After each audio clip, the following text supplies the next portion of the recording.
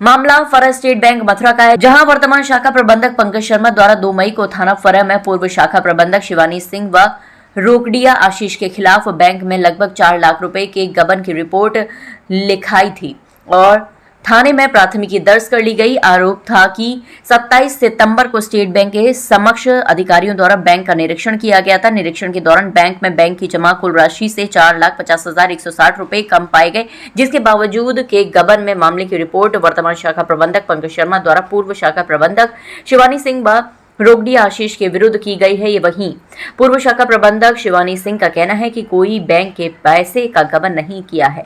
मैं बैंक का चुनाव लड़ रही हूं। मुझे साजिश के तहत पंकज व कुछ लोगों द्वारा फंसाया जा रहा है। मथुरा से संवाददाता कमल सोलंकी की रिपोर्ट। शिवानी। अच्छा, आपको स्लिप किसने दी थी 50,000 की? पंकज है। अच्छा, जो पैसे थे आपने शिवानी मैम को दिए थे? हाँ। अच्छा, उन्होंने किसको दिए थे? दिन पंकज दे दे। आपके सामने दिए थे? हाँ, वहीं दे दे मैं की। अच्छा, आपको नोटिस वगैरह मिल गया? वो नोटिस मिल गया साहब, मैं फ्री आया। अच्छा, क्या लिखवाया था, किसने लिखा था नोटिस वगैरह? अब वो नोटिस बना लो जब मैं दे रही। अच्छा, अब मेरा काम है, वो मेरे काम से लड़ाई ना। अच्छा, तो लिखा पढ़ी किसने की थी, क्या लिखवाया था नोटिस पे आपके? बैंक वालों से क्या बात हुई थी? वो है पता शासन निकाली गयो अनपढ़ आदमी में तो। अच्छा, आप पे लगवा लिया? मैं तो अनपढ़ आदमी हूँ, मैं नहीं पता हूँ। मैं ये आँख पढ़े हो रहा हूँ, मैं तो ये अपना नाम लिख ले तू, मैं दूसरे को ना लिखवा जान। अच्छा, आपको शिवानी वगैरह से कोई शिकायत है क्या? कोई शिकायत नहीं मेरी काऊ की। ये एक किसान अन्नी का एनएलए का मामला है, जिसमें टोकन मनी किसान ने लोक अदालत में जमा किया था 14 जुलाई को, जो श्री पंकज शर्मा जी के पास था। और उस पैसे को उन्होंने किसान को पर्ची काट के दी और वो पैसा वो किसी कारणवश जमा उस दिन नहीं कर पाए और वो पैसा उनके साथ उनके घर चला गया। 7-8 दिन तक वो नहीं आ पाए, वो ज्वाइनिंग लीव पे थे। उसके बाद जब वो आए तो उनसे कहा गया, रिकवरी एजेंट हमारे जो हैं नरेंद्र जी, उनके थ्रू फॉलोअप लिया गया और किसान का ये सख्त आदेश था कि जब तक टोकन मनी जमा ना हो आप मेरा कोई भी पैसा जमा ना करें, और टोकन मनी जमा होने के बाद ही उस पैसे को डाल मेरे को नोटिस दे दिया जाए। मुझे नहीं मालूम किसान का क्या आपस का मामला था, लेकिन वो टोकन मनी पे अड़ा हुआ था। पंकज सर से काफ़ी बार रिक्वेस्ट की गई, बीएम के नाते मैंने उनको समझाया भी, लेकिन उन्होंने मुझे धमका दिया। और ये बात नरेंद्र हमारे जो रिकवरी एजेंट हैं उनके सामने की भी है। तो जो पंकज था, जो आप जब बीएमडी बैंक में किस पोस्ट पे था? वो फील्ड ऑफिसर थे। कायदे से ये सब काम उन्हीं का था। बैंक में जितना भी लोन की रिकवरी होती है, एनएलए के अकाउंट सेटल्ड होते हैं, वो एक फील्ड ऑफिसर के काम में ही होते हैं। लेकिन चूंकि वो थे नहीं और उन्होंने अपने काम में कभी दिलचस्पी ली नहीं, वो काम ना चाहते हुए मुझे करना पड़ा। काफ़ी बार उनको कहने के बाद मुझे महसूस हुआ कि वो मेरे पद की गरिमा को नहीं समझ रहे हैं और मेरी काफ़ी बार उन्होंने बेइज्जती भी की। 1-2 बार ऐसा इंसिडेंट उन्होंने नरेंद्र के सामने भी किया, जिसकी वजह से मैंने अपनी गरिमा का ख्याल रखते हुए उनसे फिर इस मैटर पे बात करना बंद कर दिया। मैंने उनको बता दिया था कि पैसा जिस दिन आप जमा कर दें, बार बार मेरा ये कहना कि पैसा जमा करें उनको कहीं ना कहीं खराब भी लगता था। वो मुझे ये बात कह चुके थे कि मैं ब्रांच मैनेजर रह के आया हूँ, मुझे आप ना सिखाएं काम कैसे किया जाता है।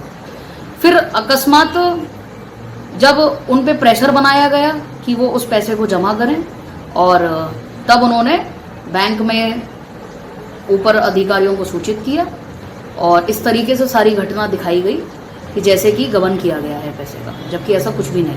आज की डेट में किसान को उसका नोटिस मिल चुका है। बैंक का पैसा बैंक के पास है डीडी फॉर्म में, जिसको बैंक ने अब तक यूटिलाइज नहीं किया है। तो मैं ये जानना चाहती हूँ कि जब बैंक का पैसा बैंक के पास है तो किस बात का गबन बैंक दिखा रहा है?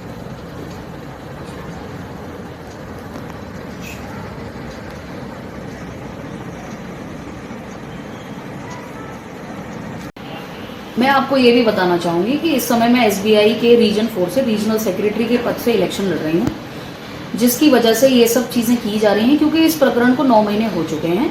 7 महीने से ऊपर पैसा बैंक के पास है, जो बैंक ने अब तक यूटिलाइज नहीं किया है।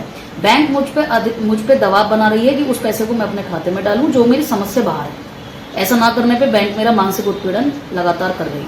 अच्छा, ये जो मामला है ये सही है गलत है जो अभी बताया जा रहा है? ये मामला मेरी नज़रों में तो बिल्कुल गलत है। अच्छा, क्योंकि अगर ये मामला सही होता तो 9 महीने से बैंक क्या कर रही थी? ये बैंक का पैसा बैंक के पास है, जिसे बैंक अब तक ले नहीं पाई है।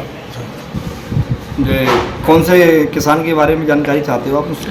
मैं इस ब्रांच का रिकवरी एजेंट रहा हूँ छड़गाय का है कोई अन्नी नाम का व्यक्ति है। अन्नी वाला केस मैंने ही बंद कराया था और कस्टमर में ही लेके आया था। तो उसका हमने लोक अदालत में खाता बंद कराया। तो पहला टोकन मनी उसमें 50,000 रुपये टोकन मनी रही, जो टोकन मनी मैंने मैडम के और पंकज सर के सामने जमा कराई थी, जिसको पंकज सर के लिए वो टोकन मनी जमा कराने के बाद पंकज सर को ही जमा करने का लेके गए।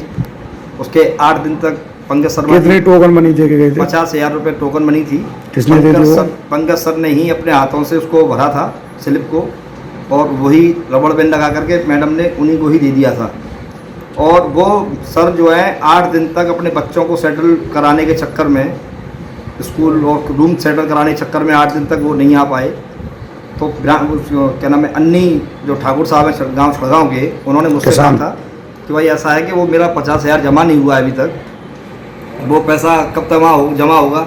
हमने उनसे ये कहा था ऐसा है सर, वो नहीं आए, हमारे फील्ड ऑफिसर जो है वो अभी आए नहीं है, 8 दिन की लीव ले गए हैं, वो 8 दिन बाद आ रहे हैं, तो ऐसे ही हम जमा करा देंगे। क्या पंकज सर उस समय फील्ड ऑफिसर थे? फील्ड ऑफिसर की तैनाती पे आई हुई थी। मैंने मैडम से कहा था मैडम वो पैसा जमा करवा दो कह करके, जैसे कि अब मुझे तो पता नहीं बैंक का रूल क्या रहेगा कि दूसरा कोई उससे डाल सकता है कि नहीं, UPI से डाल सकते हैं कि नहीं डाल सकते हैं, मुझे पता नहीं था। मगर ये सिस्टम रहा कि मैडम बोली कि वो आएंगे तभी पैसा जमा होगा, वो पैसा उन्हीं के पास रखा हुआ है। मैंने ये तो मुझे ही मालूम है उन्हीं के पास रखा हुआ है, मेरे सामने लेके गए थे।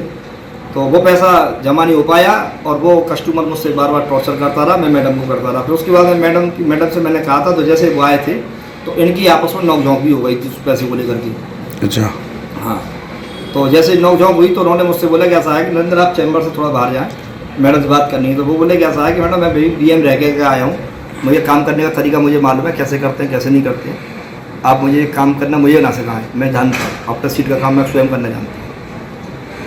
बाकी का पैसा फिर जैसे पार्टी और लेके आई थी, वो मुझसे पीछे लेके आई थी पार्टी, फ़ोन किया था तो मैंने कहा था आप जा करके मैडम से जाके संपर्क कर लेना, फील्ड ऑफिसर ही बैठे होंगे, अपना जमा करके अपना नोट हाथ की हाथ ले लेना, या 1-2 दिन का समय भी लगता तो वो भी आपको टाइम बता देंगे। इतना हुआ था उसके प्रोग्राम, इतना तो मैं जानता हूँ, इसके अलावा मुझे और कुछ आगे की लीडर मुझे पता। जो 50,000 रुपये के लेन देन का मामला था, पंकज ने कहा है कि वो मैडम ने पैसे गबन किए हैं। आप नहीं, 50,000 रुपये मेरे सामने स्वयं पंकज सर ने लेके गए, मैडम मेरे सामने खाली हाथ वहाँ निकल के गई हैं। मैडम ने खुद कहा कि आप जमा कर देना इसको लेकर के।